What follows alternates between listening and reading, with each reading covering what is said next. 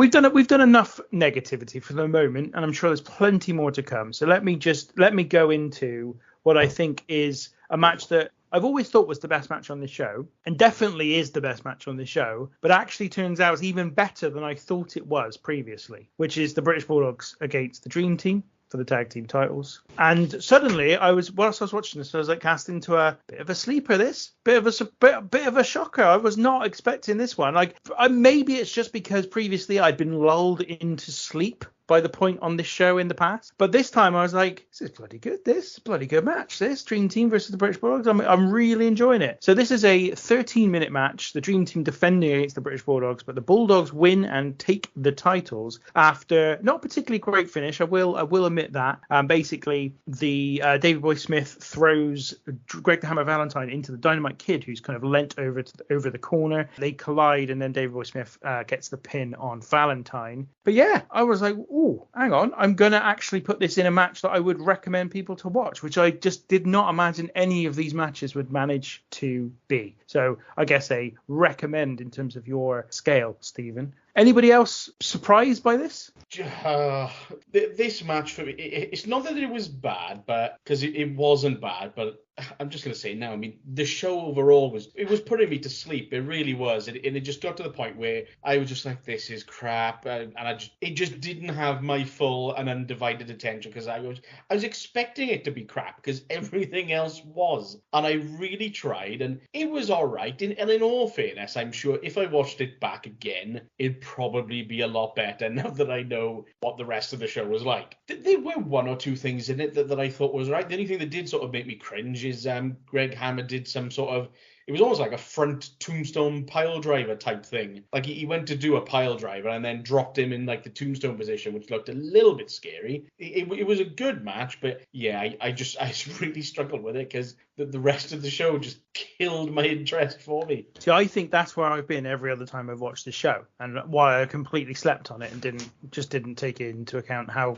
what I thought on this viewing was actually really good. I might be sent to the tower for this, given that these it's two of our countrymen, but I thought this was really average. This was way under my expectation. This is not my match of the night. Actually, we'll get to my match of the night later on. You know, the show was terrible up to this point, but I thought, okay, this is going to be something I'm looking forward to. There's just some weird stuff in this before it got going. There were two referees. They weren't in the same outfit. Like, surely they could get the same outfit. One was in like traditional WWF garb, and the other one was wearing a pair of royal blue chinos and a dodgy looking white polo shirt. Like, what is that? I mean, that terrible professionalism and bad production there. The ring announcer called Ozzy. He said, "They're very special corner man, the dynamic, the ultimate Ozzy Osbourne, the ultimate." Like, what is that? I don't really get it at all. I thought the Bulldogs didn't get that good a reaction either coming out, but then I suspect that the Chicago crowd had the souls ripped from their body by this point, so they had nothing left. I thought Oakland was quite good on commentary, actually, to be fair. He said the ring moved 6 inches after Davey Boy Power Slam, and then Gorilla added that it exploded. It definitely did not explode, Gorilla. Yeah, as I said, I thought this was way under expectation. I probably last seen this match 25 years ago, maybe longer. But yeah, it just didn't connect to me on any high level. I thought the finish was odd.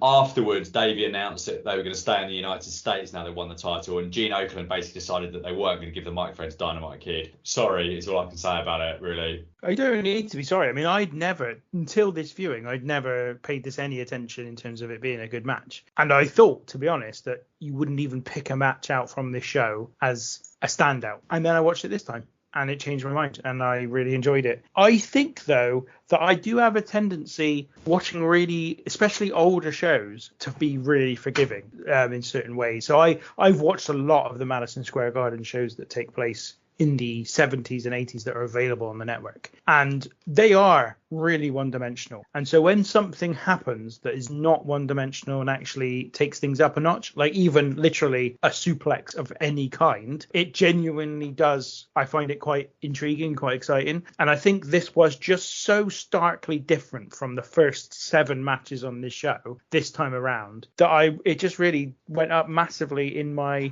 kind of expectations. It probably, if I watched it again, I probably wouldn't think of it quite so highly. Certainly if I watched it in isolation, I'd probably be like, well, it's all right, but you know. In terms of the course of the show, I thought it was a very fine little match. The one thing I was going to say, so Ozzy Osbourne, he's got a microphone when he comes to the ring, but doesn't say anything. I don't know what they were planning to do there. Then after the match, they do briefly speak to him, and he says something like, British Bulldogs forever! Yeah, and, that's quite a good impression, actually, that. And for some reason, in that moment, I thought, it's Tony Khan in the ring, isn't it? Like, here he is. He's completely, obviously drugged out of his face. Like, completely. Can't only drinks Lucozade, Ben. It's only Lucozade. It's got high energy life, basically. I'm sure it is. I didn't say what he was on, what he stoned out of his mind on, and if it was Lucozade, it was Lucozade. He really, honestly, all of his energy, whole energy, every time he's on screen, really reminded me of Tony Khan. Like, just like overly excited, buzzing a lot, but kind of not seemingly to be there either at the same time. It was just a really odd kind of way, and I just thought, it's Tony Khan. It's ridiculous. Yeah, as I said, it was pretty decent. I liked some of the stuff that happened in terms of the moves.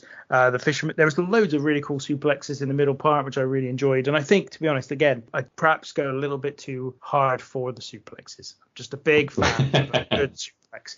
Particular the Dynamite Kid snap suplex, and then followed that up by the Davey Boy Smith very long held vertical suplex, which is really cool. Here's a question for you, Ben. Then whose snap suplex do you prefer? The Dynamite Kid version or the Brett one with the little knee up? Because Brett used to lift one of his legs up on the way out, didn't he? Do love that where they're both in the air. Oh, I do like that. I do like that a lot. No, I mean, I don't know. In fairness, I've seen a lot more Brett than I've seen Dynamite Kid. And if we're really honest, certainly myself, Tom, and Old Man have always said that we are really WWF fans who have watched other wrestling. Like, that's really what we are. And I would say I've watched a fair bit more other wrestling than they have. But the Dynamite Kid, literally have barely ever seen him, because certainly his WWE content, especially on pay-per-view, is so slim. There's so little of the Dynamite Kid that I've seen very, very little of him. But even just watching this, where he's not in the ring much, actually, Davey Boy Smith is far more in the ring than Dynamite Kid. Even here, though, you can just see how much Chris Benoit modeled his entire style on Dynamite Kid. It's exactly the same. Everything he does. It's like watching Benoit. It's unbelievable.